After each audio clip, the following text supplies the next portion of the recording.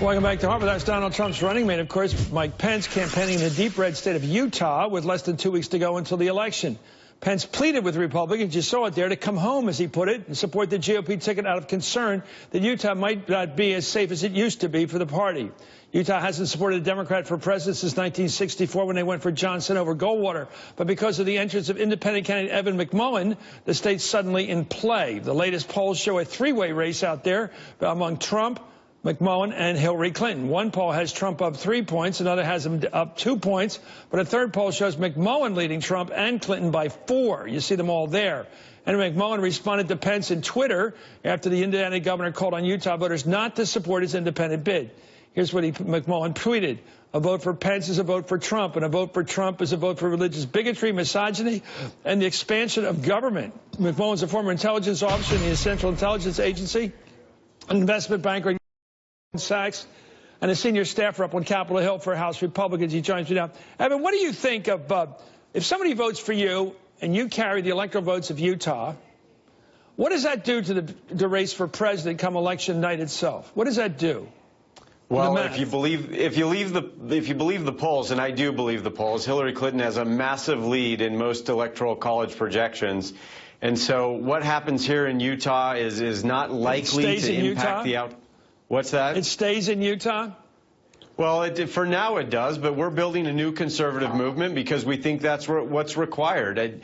Mike Pence said that voters should come home to Donald Trump, which I think is ridiculous because conservative voters can never be at home with Donald Trump. Donald Trump has invited Vladimir Putin in to influence our elections and undermine our elections and our democratic institutions. He's attacked people for their race and religion and their gender. This is not what real conservatives stand for, and it's not what principled conservatives in the Mountain West and in Utah stand for. So there's no going home to Donald Trump for true conservatives. What other state do you have a decent chance in winning? You got a good shot in Utah. We've looked at the numbers there, those electoral votes. Where else can you win besides Utah?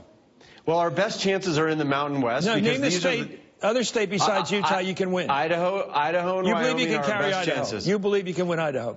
We can, but look, Chris, we've been transparent about this whole thing the whole way through. I'm an independent candidate. I don't have the support of a party. We have a strong message, and we're running on that. We have limited resources, so we have to choose very wisely about where we spend them and our time. And the reality is that we knew we would need to do that, and we focused on the Mountain West because that's where Hillary Clinton and Donald Trump were rejected. And we've gotten a lot of traction here in Utah. I was born here. I'm with you on that. I know you got the roots out there. I know Utah politics. Let me ask you about why LDS people, people who are members of the Church of Jesus Christ of Latter-day Saints, why they would like you. Let me put it this way, a tougher question. Why wouldn't they like a guy of Trump's lifestyle? What is it about his personal behavior that turns off Mormon people, generally speaking? What is it? Well, look, I'll say that Mormon people, and I can't speak for all of them. Well, just the ones you talk to. That's sort of silly. The ones I think a lot of people, not just Mormons, Catholics, evangelicals, Hindus, Jews, a lot of people expect their leaders to be decent people, to care about Americans and to defend Americans, not attack them. And so these are the kinds of qualities they're looking for in our leaders, both here in the Mountain West and across the country.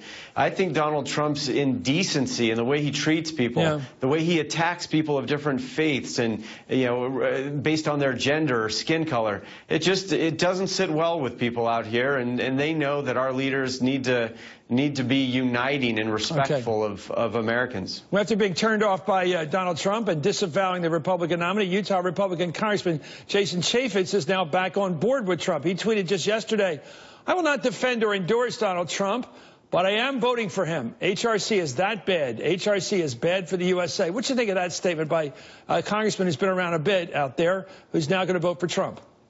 Well, I'm really disappointed in Jason's decision to do that. I mean, just a couple of weeks ago, he was saying that he couldn't look his daughter in the eye if he supported Donald Trump. I remember that. And here he is just 2 weeks later doing that very thing. How about Orrin Hatch? Isn't he going to be for Trump?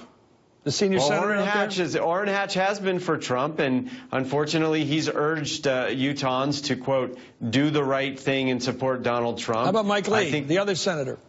Well, I don't know about Mike Lee. I think he's taken a stand in some way against Trump. He has? But look, well, he has. He tried. He was at the convention. But this is the thing. Leaders need to take a stand for what has made this country special, which is that all men and women are created equal. That's true for all humans, but it's enshrined in our founding documents that all have inalienable rights to life, liberty, and the pursuit of happiness. And if our leaders won't stand up for those principles, we have to ask ourselves, what are those leaders doing? And it's not just enough to say, I oppose this or I oppose that candidate or idea. True leadership is standing up and saying what you're for, and then fighting for that thing. And I that's think, what I think that's nicely seen. put. But you know what I think's going on? I believe that What's the that? LDS community in your state is appalled by Trump's public behavior. Uniquely appalled. No, uniquely appalled. They don't like showing off, braggarts. It's not just the sexual misconduct. It's the bragging. It's the egotism. All of that stuff about Trump. I look at the guy and say, I worked with Mormons out there. My wife's worked with Mormons. We really get along and like the people. If you can generalize, we like the people. And one thing we notice about them is modesty and humility. This guy, Trump, is not your guy in Salt Lake Valley. He's just not your guy. And I think that's what's going on, why you have a unique chance to upset the Electoral College and win the electoral votes of Utah. I think that's why you have a good chance. You agree or not? I hope so. Okay. I hope so. I think so. We're fighting hard for that, and we're humbled by the support we've received so far. And I've been saying this for a while, not just for you, Evan, but thank you for coming on. You're making a big statement out there.